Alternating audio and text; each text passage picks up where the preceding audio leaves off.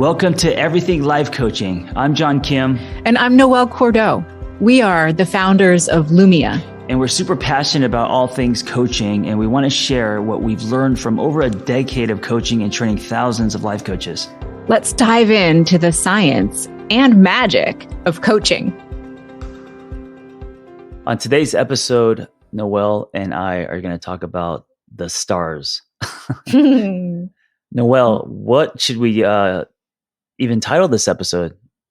Well, you know, and folks who know me well, the winter solstice is one of my favorite days of the year. It is a holiday that I personally mark, and it's a holiday that frankly reminds me of Lumia in so many different ways.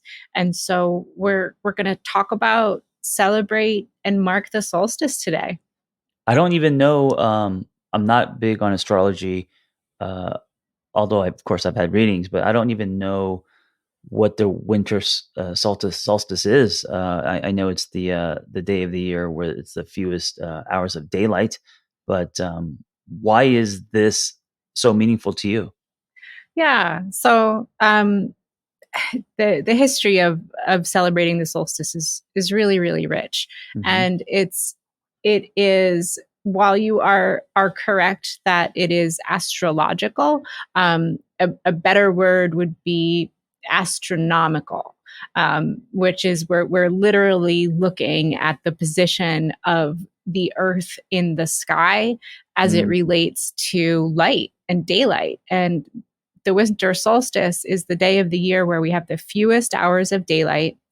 And after the winter solstice, the days start to become longer and light starts to return and spring is promised. And this is a time for planning for your harvest and for renewal. And it's, to me, just visually, metaphorically, spiritually, philosophically, the idea of marking the day of, the last moment of long winter and then opening up our experience to have light and flood in with renewal is powerful.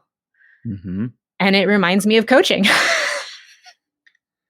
Yeah, that's really interesting. And also, I got to say, a John Kim-ism happened because I read astronomical, but what I thought I read was astrology or something with stars. And that's why I said we're going to talk about stars today, but we are actually... the stars have nothing to do with this. Well, they do, because this is a seasonal thing. I mean, let's be real. The sun is a star. Sure. Okay. Right. So, we can go with that. The sun is a star. And this marking is all about light. Right. And there's a long history of humans reckoning specifically with this day and observing it as early as the Neolithic period, which was the last part of the Stone Age. So this was year 10,200 BC was the first known time when humans became aware of this exact calendar date. And when I was first becoming aware of the solstice as a holiday, I really liked a lot of the Norse traditions where you would have folks to your home and party and celebrate to light your house from the inside on the darkest day of the year. But as I've learned more about it, solstice celebrations have been present across culturally in so many different ways. Roman, Scandinavian, European pagans, Incan, Japanese, Iranian, the Native American Pueblos, and Chinese cultures all have solstice celebrations. So what do you do how do you celebrate the winter solstice? I typically throw a party. I thought you would. Yeah. That is what I do. I open my home to all of my friends. I have a really specific menu that I make a huge pot of jambalaya. I make a couple different big pans of baked ziti or lasagna, and everybody knows the drill. Everybody brings food. Everyone brings drink. and we have a really good time. It's a nice way for people in my life from all different areas, people in my life from all different generations, to come together and have formed friendships over the years, knowing that every year on the solstice, show up at Noelle's house and I'm going to see the same people. I love this. I never knew you did this, and I've never even heard of people doing this. So this is all new for me. That's awesome. For me, it started out as a gratitude party. Mm, And I got that idea from one of my coaches back in the day, who also happens to be a very famous positive psychology researcher, Caroline Miller. And the idea of a gratitude party for me stemmed from my divorce. When I got divorced, I was 29 years old, and I was physically sick. My body was mm, really run down. I had right. been through a lot, and in so many ways, I was weak. I had a hard time caring for myself. I had a hard time caring for my house, Mm, and so many people in my life showed up for me and literally took care of me, made me food. If I couldn't be at home, gave me a couch to sleep on, mm. encouraged me to go to graduate school, pushed me to go integrate more into society, not to run and hide. And once I had kind of gotten through, This was friends or friends and family? this was friends, family, Mm, colleagues, just yeah. the entire Wow, it's amazing. constellation of my life. And I wanted to throw a party for all of these people who had Oh, done something for me, so and it was a way of giving back. It it was was a way my of way of appreciating them. Yep, it was my way of giving back. It was my way of showing appreciation and really leaning into what we know cross culturally is that across all of the cultures that I mentioned, the common threads in solstice celebrations include the celebration of light, Mhm. harvest, the celebration of resources, luck, renewal, and community. I love it. I love the spirit of this, and also it's interesting because you got divorced at 29 and I got married. You were leaving it as I was coming in, basically. Yeah. But, yeah, I love that for you after the divorce, it's like the village came, and held you, and then this was your, celebrating and appreciating them. That's really awesome. Absolutely. Yeah. And that, that's so much to do with luck, right? Looking back at my little 29-year-old self, I was a lovable critter. I was a hot Mhm. mess. Yeah. and We all there were were. Yeah. and there were so many people that were just like, "Oh no, honey. Like, let's help you out." Mm. And that idea of community is so real and present, in the solstice and in solstice celebrations, and kind of tying it to coaching and to what we do at Lumia through the lens of positive psychology. Communities have existed throughout history to provide safety, resources, companionship, belonging, and information exchange. Mm. What has your experience been with community over the years? It's funny because I had a very different experience than you, after divorce, because the holidays, Christmas, being probably the hardest, I was totally alone. Mm. And, when I was married, the holidays, things like this, whether it's Thanksgiving, Christmas, or even things like, celebrating winter solstice, I had a lot of that when I was married because of big family, and, when the divorce happened, that was completely eliminated, and so, I found myself alone. So there was a lot of loneliness, but also solitude, and I had to, because I couldn't make friends overnight, right? So I had to, figure out how I'm gonna get through the holidays, make them meaningful, and not fall into, a depression. Wow. Yeah, it's Wow. really hard. Yeah, I'm sorry you went through that.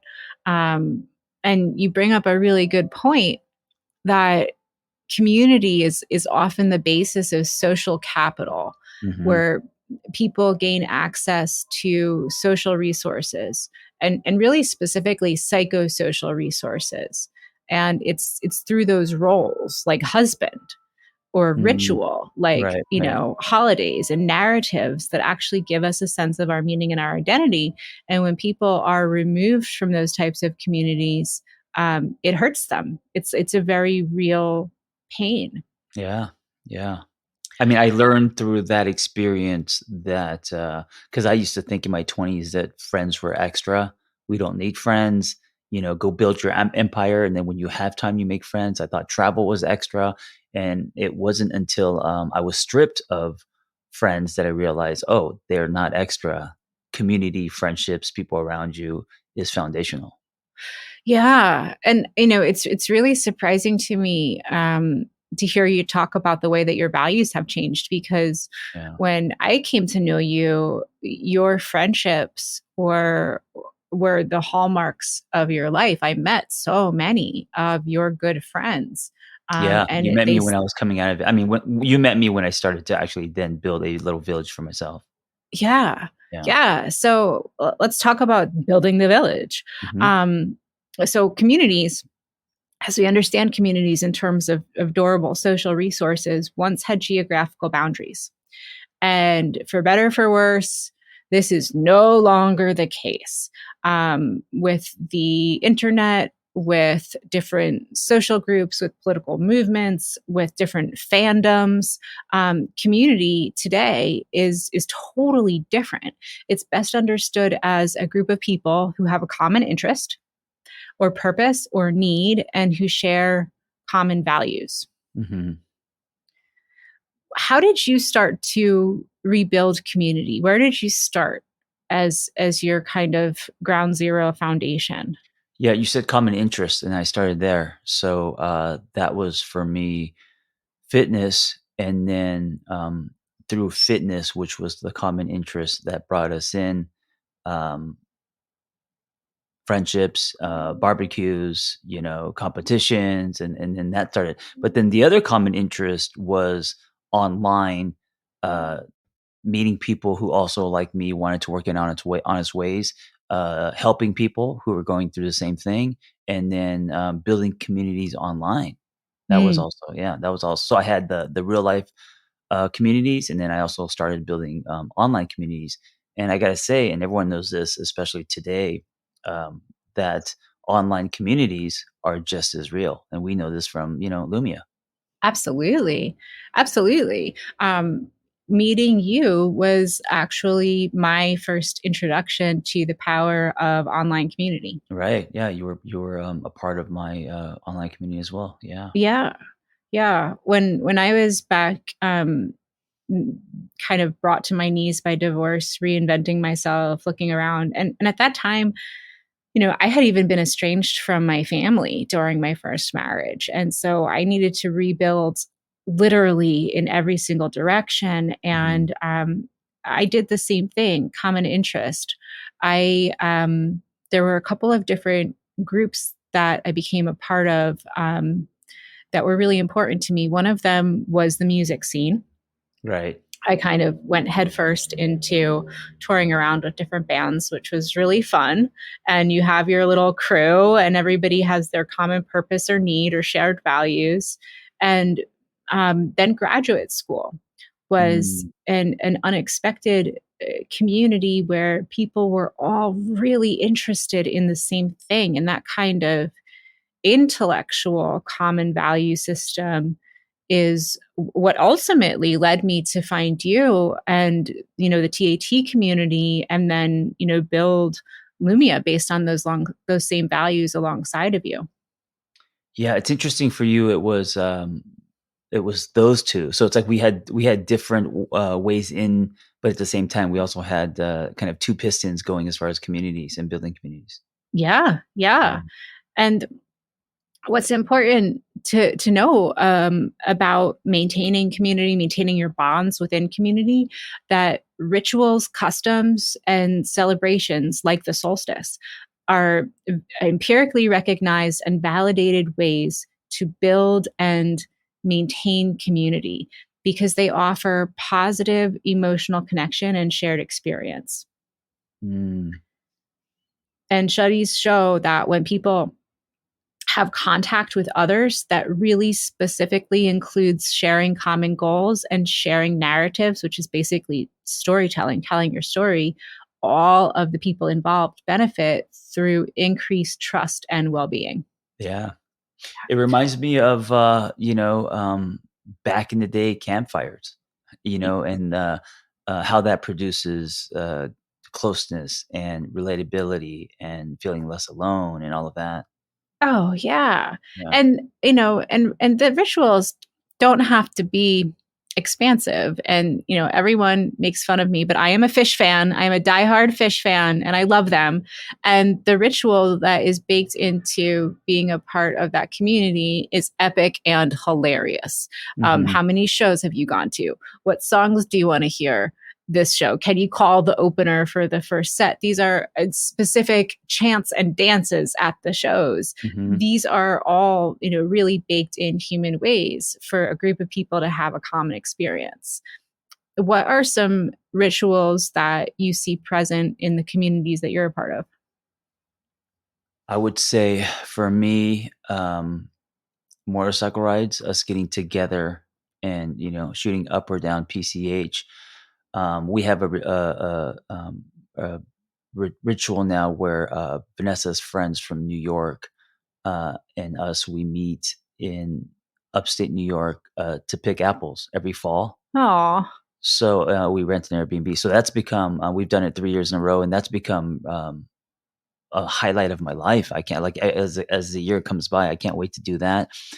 Um, and then, back in the day, Buddy and I used to have this thing called the Nines, and we would invite, purposely 9 strangers, whether it was, someone who drove an Uber or your best friend, it didn't matter, and kind of just, shared a meal together. And so, I do versions of that, little micro communities here and there. And so all of that is, those are all ways that I, engage.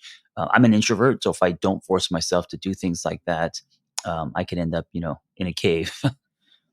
I always forget that you're an introvert. Yeah. Probably because we talk with frequency. But I get it. I get it. And so, as if you're listening and you are an introvert as well, when you join a community that has a purpose or a goal that is larger than you don't have to be responsible for driving the bus in terms of planning, sourcing, holding that ritual. I think coaching is a field, a discipline, and Lumia, especially as a coaching organization, is a really great example of how the spirit of ritual and the spirit of the solstice can be Mhm. celebrated. And coaching is a field that has so many opportunities for joining, not just our Lumia community, which is awesome, but the field of coaching itself. The International Coaching Federation has chapters in Yeah. most cities all over the world. So we're not just talking about the United States, we're talking about international engagement. And there are people who share your intellectual interests, who share your goals for entrepreneurship or business building, business bettering. And it's a wonderful occupation to be a part of. Yeah, I mean, I see it, every time I run office hours. I see that community, us getting closer, support, we all championing each other's stories and feeling less alone. I see the magic there and also in all the cohorts. Yeah, and even implicit in the coach client relationship, the field of coaching itself relies on shedding light on our blind spots so Mhm. that we can literally overcome barriers, gain new resources, and become the person that we've always wanted to be. I Yeah. can't think of a more positive and affirming way to work. Yeah, I know that, I've spent a lot of my life alone, and I spent a lot of my life, with community, and, definitely happier with people around me, and I also know that we sharpen each other through each other, so, Oh, yeah. yeah. 100%. And we know, how beneficial engagement is within our own Lumia community, and we see it through so many different channels, whether it's Slack channels, Facebook groups, our Mhm. coaching cafe, office hours, our mentor groups, our live virtual gatherings. Resource sharing is really the foundation of what we do, and we've seen the incredible impact that intentionality has. Mhm. So some prompts for reflection, because if you are a part of the Lumia community, thank you. We love you. We celebrate you. If you'd like to join the Lumia community, we welcome you. And if you're listening and you're a solo coach practitioner, you're like, oh man, I'm sad that I don't have this. Mhm. Some reflection prompts are, what can you do in your own sphere to bring people together in community this solstice? Mhm. John, is there anything that's come up for you that you're thinking about that's been new? I don't know about new. I know that I'm drawn to nature more. I think it's gonna have, the celebration would be something that involves nature, friends, food, and giving back in some Mm, way. Yeah. I love that. Yeah. For me, I'm going to do what I always do, cook a ton of food Mhm. and keep my door unlocked so people can show up. I love it. And as we're really kind of jumping through the hoops of the tradition towards luck and celebration, which comes in both the Roman, Chinese, and Japanese traditions. What looking past to the year that kind of ended with all of this darkness, what do you want to celebrate? What do you want to light up the world with that was good for you? Oh, man. It's such a question that I it's such a big question and something to kind of, think about, and to sum it up in one word is really hard. I would say,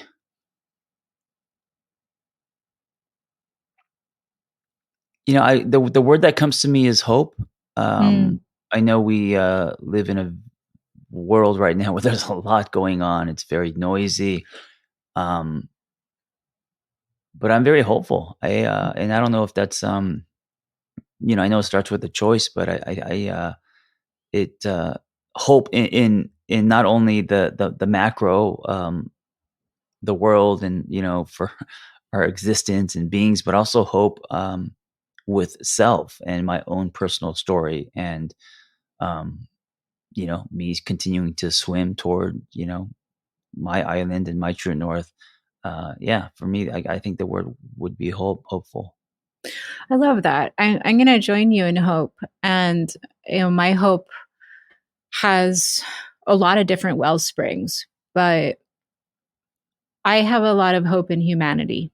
Mm, I observe people showing up in different ways every day, and especially within our Lumia community, showing up to make a real difference in the world and in the lives of others, even if it's just by holding space. And I'm hopeful that we are getting closer to a position where folks are able to put the noise aside and grab hold of our shared humanity. yeah. And that sense of oneness seems to be growing stronger, even though when we look at the news or scan our phones, it may appear to not be the case, right? Mhm. Um, Something that showed up for me that made me really excited is that the use of social media is declining. And I was like, yes, Mm.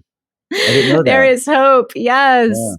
Yeah. And sure. and there seems to be a little bit of a wake up going on. But don't worry, John, TikTok is still like really strong. Yeah. And because we're coaches, and a lot of what goes down with the solstice is intentions towards harvesting with the Mhm. spring and renewal. What do you want to put forth to harvest in the new year?